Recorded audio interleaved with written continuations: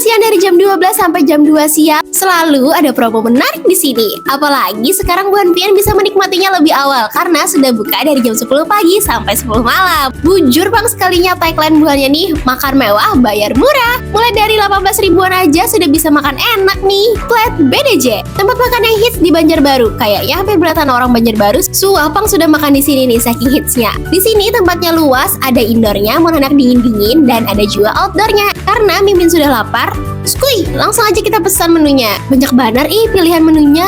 Oh ya, untuk sausnya di sini ada 7 varian, bisa bebas pilih Buan Pian sesuai selera. Konsep pemasak di sini juga open kitchen, jadi Buan Pian bisa langsung melihat kayak apa proses pemasaknya. Yang pertama Mimin ada pesan belly sliced burger nih, ditambah dengan saus black peppernya. Wih, harum banar. Terus ada ultimate kari ramen plus chicken katsunya, terus ada yakisoba Gyuniku Triploin Melty, taco suki, dan hot katsu Gyuniku stick. Untuk minumannya banyak pilihan variannya, tapi kali ini Mimin mau coba coklat cheese ice-nya lawan es coklat pucul proti. Dan yang seger-seger di hari panas nih langsung ada 1 liter iced tea lychee.